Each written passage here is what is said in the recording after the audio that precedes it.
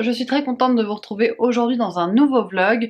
Je vais vous prendre avec moi sur toute la semaine pour vous parler de mes lectures au fur et à mesure parce que même si j'aime bien les points lecture, le format vlog c'est un format que j'adore aussi. J'aime bien vous donner mes ressentis à chaud, donc je suis contente de le reprendre.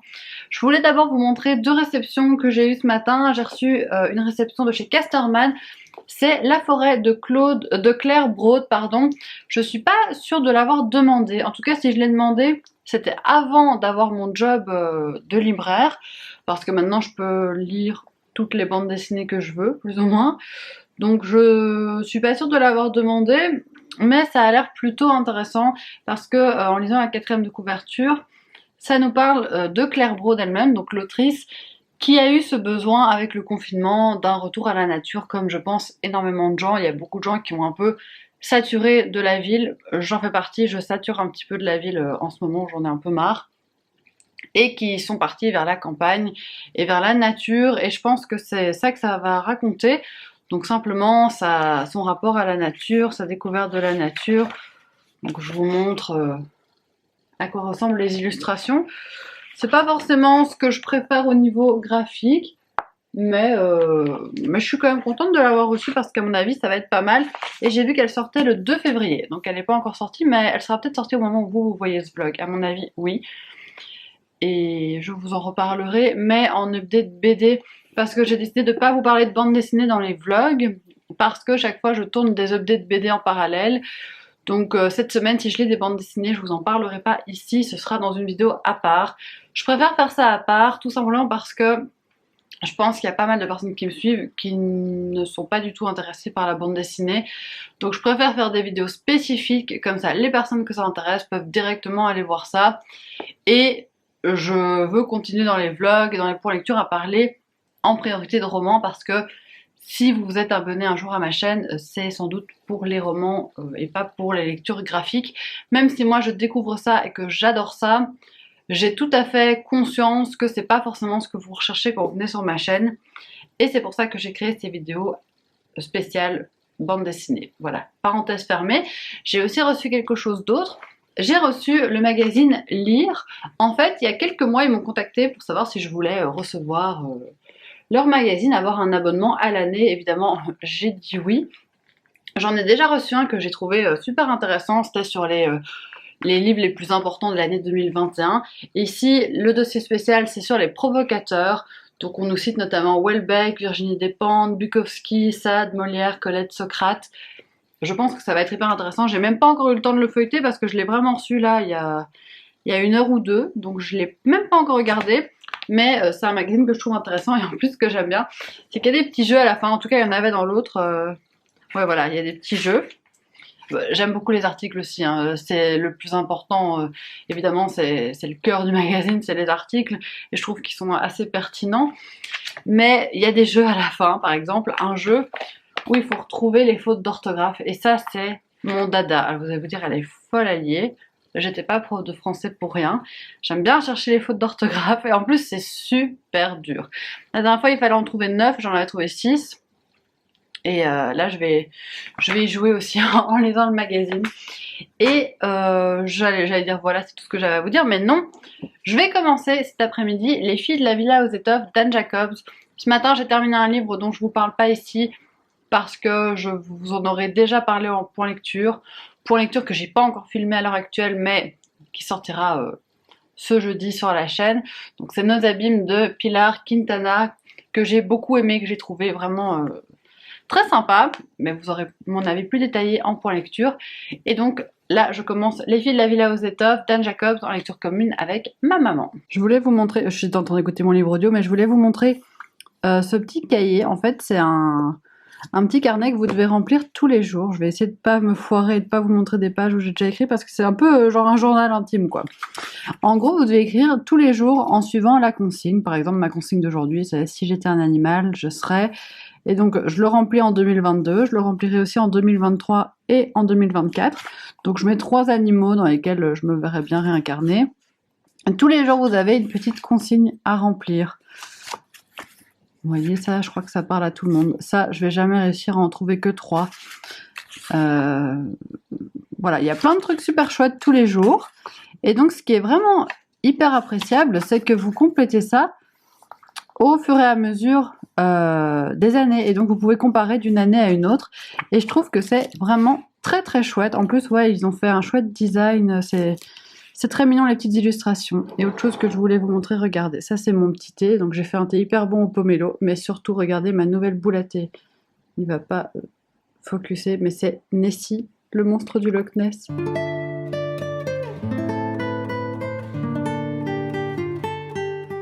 Qui fait partie de ma team des cheveux constamment électriques en hiver. Je ne sais pas les coiffer, c'est l'horreur. Ne faites pas non plus attention à mon pull, c'est un truc que j'ai acheté 2 euros. Je l'adore pour rester chez moi, mais il y a des petits fils qui partent partout, donc si vous vous dites elle est un peu habillée bizarrement, c'est pas grave, c'est une journée chez moi, tranquille. Oh, c'est chaud. Je reviens vous parler d'une lecture audio que j'ai terminée. J'ai terminé L'Ange de Marchmont de Lucinda Riley. C'était un beau bébé, je sais pas combien de pages il fait en papier, mais en tout cas en audio c'était 14 heures.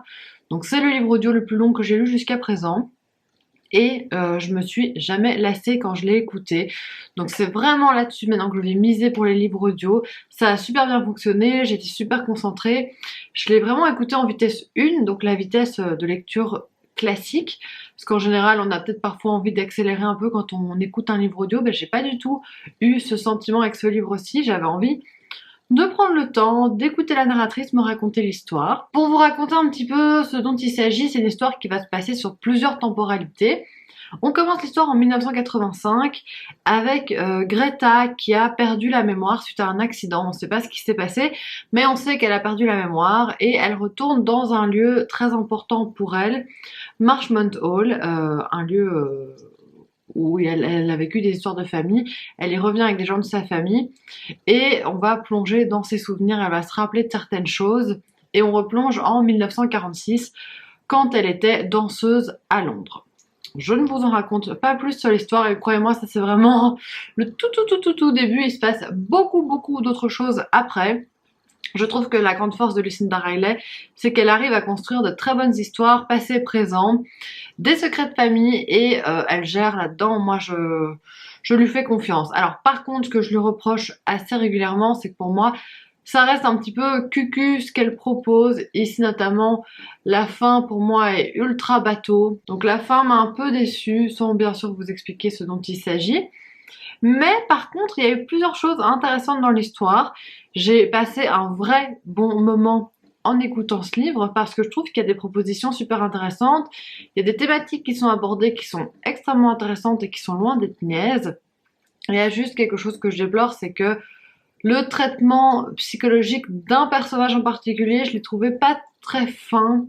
On arrive un peu avec des gros sabots, on voit qu'on a envie de parler de cette thématique, mais donc bim, on nous la balance et c'est pas très subtil. Et ça, c'est vrai que j'ai été un petit peu déçue à ce niveau-là, mais à part ça, la construction est top, l'histoire est vraiment bien, vraiment prenante, même si parfois on sait un petit peu vers où elle veut se diriger. Ah ben c'est pas grave, on y va, on prend le temps. Moi c'est ça que j'aime en fait dans ces histoires, c'est qu'elle prend le temps. Elle prend le temps de tout bien installer, de tout bien nous raconter. Pour certains, ça pourra peut-être être considéré comme des longueurs. Pour moi, c'est vraiment des descriptions qui me permettent de m'immerger davantage dans l'histoire. Et ça m'a vraiment bien plu. Donc, c'était une chouette lecture. J'ai passé un chouette moment. Je crois pas que je m'en souviendrai ad vitam aeternam. De Lucinda Riley, je préfère la saga des 7 sœurs qui reste un incontournable, mais je crois que c'était la première fois que je lisais quelque chose d'elle qui n'était pas dans la saga des 7 sœurs. Donc je suis contente d'avoir découvert une autre histoire de famille qu'elle propose, et en plus c'est dans un très beau cadre. Marchmont Hall, c'est une vaste demeure au Pays de Galles, des vieilles pierres, des énormes champs, prés, enfin beaucoup d'espaces verts, et ça m'a parlé. En plus ça se passait à Noël, en même temps je l'avais choisi pour la couverture qui se passait à Noël en me disant que, enfin en hiver, en me disant que ce serait vraiment tip top pour la période. Alors par contre, comme je l'ai écouté en livre audio, la voix de la lectrice joue toujours un rôle. La voix de la lectrice, quand elle était neutre, pas de problème. Mais parfois, elle prenait certaines voix pour les personnages. Ah, ça me dérangeait, surtout au début. Au début, ça me faisait tiquer. Au fur et à mesure de la lecture, ça a mieux été, mais au début, Ah, ça me faisait dresser les poils tellement que ça m'énervait. Bonjour, Madame Marchmont. Et j'étais là, oh non, non, non, non, non, non, non, non. Et ça, c'est un truc qui va me faire sortir de ma lecture. Enfin, ça me fait sortir du truc en me disant, ah, je supporte pas. Ou alors, il y a un personnage qui parlait comme ça. Donc, je pense qu'elle se bouchait juste le nez pour faire la voix. Ça m'énervait. Et ouais, à un moment, il y a aussi une coupure de presse. Donc, dans le livre, c'est un extrait de la presse. Et elle va nous le lire. Mais alors, elle va nous le lire, genre, il s'est passé ça. Et après, on a fait ça. Et mon invité m'a raconté ceci et cela. Elle a aussi abordé tel sujet et tel sujet. Mais vraiment d'un ton hyper monocorde alors qu'on racontait des choses super difficiles. Enfin ça, voilà.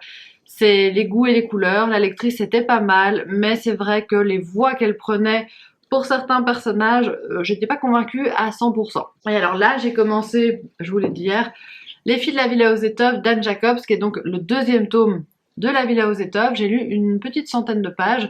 C'est un beau bébé, hein, il fait 700 pages. Et je suis tout de suite rentrée dedans. J'avais peut-être oublié des mini détails du premier tome, notamment certains prénoms. En fait, c'est plutôt ça qui m'a un peu déconcerté au début. Pas les prénoms de la famille, mais les prénoms des domestiques. Je vais peut-être vous faire un petit résumé du premier tome si vous ne connaissez pas en 2-3 mots.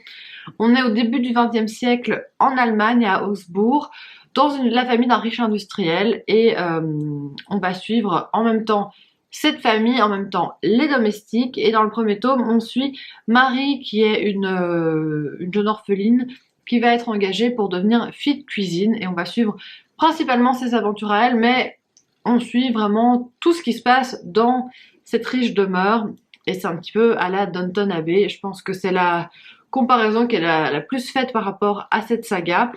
Et ce deuxième tome, ce qui est bien, je ne vais rien vous révéler du tout, hein, mais c'est que ça se passe pendant la Première Guerre mondiale, et je suis j'allais dire contente, c'est pas le terme qui correspond, mais je trouve ça hyper intéressant et pertinent d'avoir un point de vue allemand sur cette guerre, parce que j'ai l'impression que moi, tout ce que j'ai toujours lu, que ce soit sur la Première ou la Seconde Guerre mondiale, c'était plutôt des points de vue des opposants aux Allemands, et là, d'avoir un point de vue allemand, je trouve que c'est assez intéressant.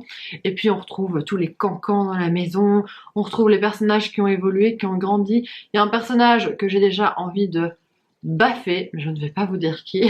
Si vous voulez en commentaire, si vous avez lu la saga, vous pouvez me demander, je vous dirai. Mais là, je vais pas révéler qui, mais c'était déjà un personnage que j'aimais moyennement dans le premier tome, mais là, j'ai envie de la gifler. Vous avez un indice, c'est une fille. Et voilà, c'est tout ce que j'avais à vous dire pour l'instant. Je reviendrai vous parler plus tard, sans doute, de ma lecture des filles de la Villa aux Étoffes, quand j'aurai un petit peu avancé. Petit conseil podcast, j'en ai déjà parlé en bilan culturel, mais ça, 2 heures de perdu, c'est un de mes podcasts préférés. Ça parle de films, mais de manière hyper drôle, et là j'ai rigolé dans la rue 3-4 fois en écoutant l'épisode sur Taken. En plus, Taken, je l'ai vu qu'une seule fois il y a super longtemps. Pour ce podcast, c'est mieux de l'écouter pour les films que vous avez déjà vus, parce que ça spoil tout. Mais alors c'est un humour un peu con, un humour un peu potache, je vais pas le cacher, mais moi ça me fait mourir de rire.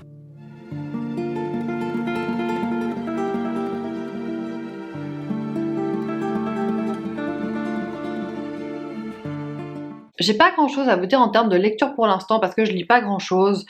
Hier midi, j'ai été manger avec ma maman. Hier soir, j'ai été à un match d'impro. Et en fait, je culpabilise pas beaucoup, parce que je passe des bonnes journées. J'aime bien ce que je fais.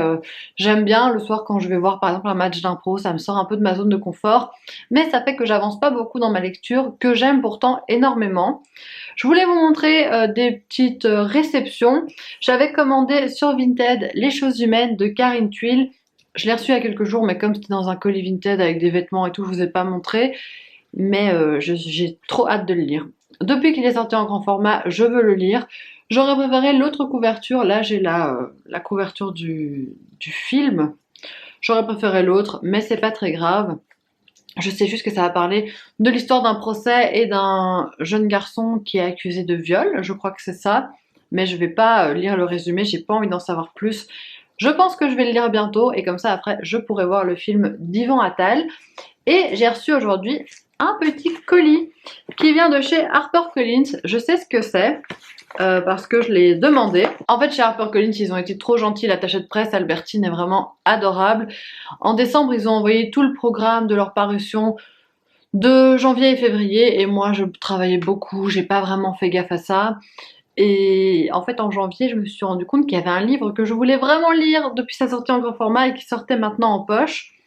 Et donc, je l'ai demandé avec beaucoup de retard et ils ont accepté de me l'envoyer. C'est tellement gentil parce que honnêtement, j'ai pas trop respecté les conditions, donc je suis super contente qu'ils aient accepté de me l'envoyer quand même. Donc, je vais vous montrer ce que j'ai reçu. Oh, c'est trop mignon, ils ont emballé ça dans un petit tissu comme ça. Je sais plus comment ça s'appelle, mais c'est les emballages cadeaux en tissu. Bah, je vais le garder, le tissu, comme ça je pourrai le réutiliser. C'est super joli. Et voilà le livre que j'attendais. C'est Pachinko de Min Jin Lee. Je sais que Laura's Readings avait eu un coup de cœur pour ce livre l'année passée. Et aussi Sarah, Mrs. Bookie Harmond. Et c'est vrai, depuis qu'elles avaient toutes les deux parlé de ce roman, j'avais eu super envie de le lire. C'est un roman qui se passe en Corée dans les années 30, avec une jeune femme qui va tomber enceinte d'un riche négociant, et je pense qu'elle va devoir trouver une solution parce qu'il est déjà marié. Ça me tente beaucoup, je lis jamais de littérature coréenne. Je sais même pas vous dire si j'ai déjà lu un roman coréen dans ma vie. Donc ce sera peut-être le premier. Je suis trop contente parce qu'ils ont gardé la belle couverture en version poche. Et c'est un beau gros bébé, hein, je pense. Ouais, c'est plus de 600 pages. Mais j'ai trop hâte de le découvrir parce que j'en ai entendu que des éloges et ça me fait super envie. Et je pense que ma maman l'a aussi, donc à mon avis on le lira aussi en lecture commune. Et il va pas trop tarder dans ma pile à lire celui-là parce que ça fait 1 an qu'il est dans ma wishlist. Maintenant que je l'ai enfin entre mes mains, je veux pas le faire trop traîner dans ma palle. Bon, là vous avez droit à ma tête de retour du boulot. En plus je me suis gratté le menton donc il est tout rouge. On s'en fout. Ce soir, soirée toute seule, mon copain n'est pas là. Donc je pense que je vais me faire une soirée lecture. J'ai envie de me poser, de bien lire. Et puis de toute façon, quand je suis toute seule, j'arrive pas trop à regarder des films parce que je suis jamais concentrée, je suis sur mon téléphone et tout. Donc je vais essayer d'en profiter pour bien avancer dans les filles de la Villa aux étoffes. D'autant plus que j'adore ma lecture, j'adore l'aspect Première Guerre mondiale, je trouve ça hyper intéressant.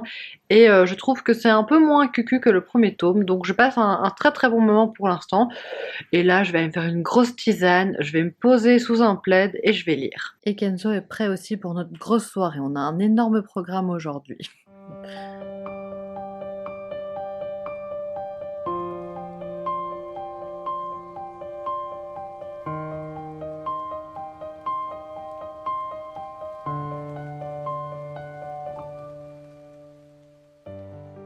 Il faut savoir que je me lance un petit challenge parce qu'il est 15h, même 15h15, et il me reste 220 pages des filles de la Villa aux étoffes et je veux le terminer aujourd'hui. J'ai encore un peu de boulot quand même, hein. Mais si je m'y mets bien, c'est peut-être possible. Et la première étape, ce serait que j'arrête de filmer et que je me plonge dans mon bouquin. C'est pas du tout un truc de pression, c'est plutôt un objectif.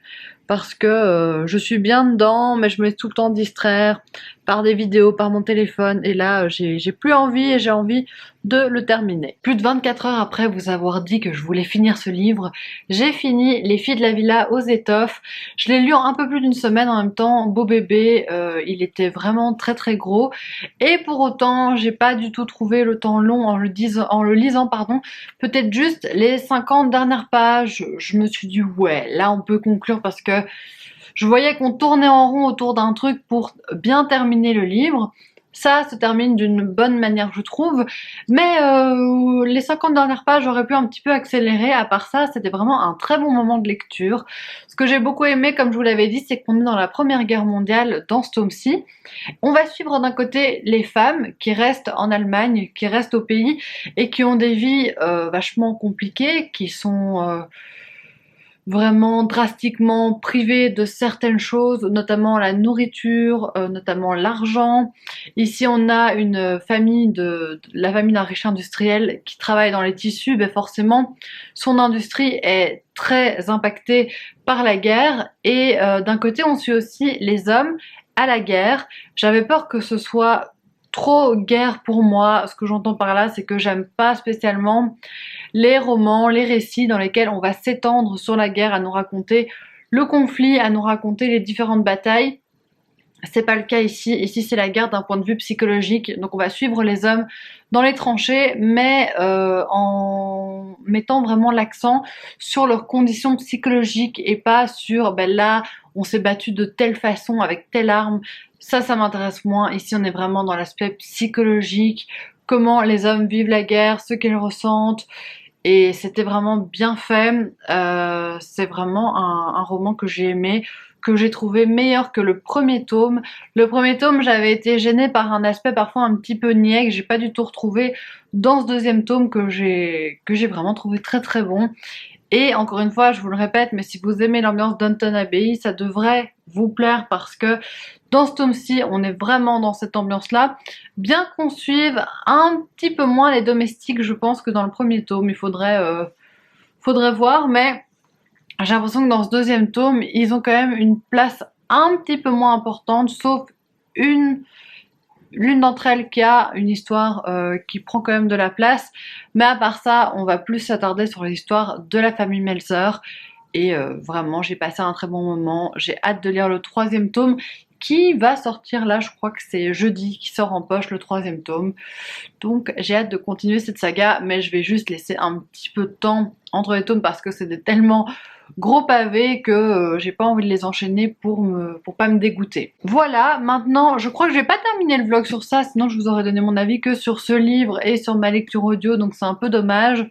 Je pense que je vais encore le continuer jusqu'à demain soir et je vais essayer de lire un petit roman pour vous parler d'autre chose. Mais il faut juste que je le sélectionne, que je le choisisse. Donc je vous tiendrai au courant. J'ai reçu un petit colis que je vais ouvrir avec vous. Alors c'est une petite enveloppe, hein, je crois que je sais ce que c'est. Si je ne me trompe pas, ça vient de Léa, du compte Instagram Léa Book Addict. Je vais ouvrir et puis je vous reprends. Oui, c'est bien ça. Donc Léa a ouvert une boutique Etsy de marque-page. Voilà, vous avez sa petite carte ici, si ça veut bien. Voilà, faire le focus. Donc avec toutes ces infos ici derrière, de toute façon je vous mettrai sa boutique Etsy en barre d'infos.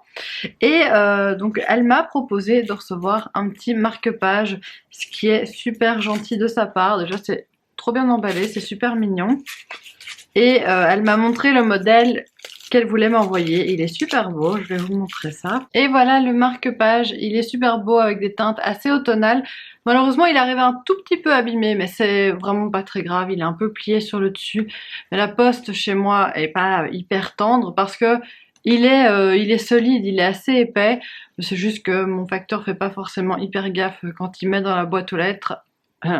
À mon grand regret, mais donc je suis hyper contente. Merci beaucoup Léa, c'est super mignon. Et donc je vous mets toutes les infos en barre d'infos.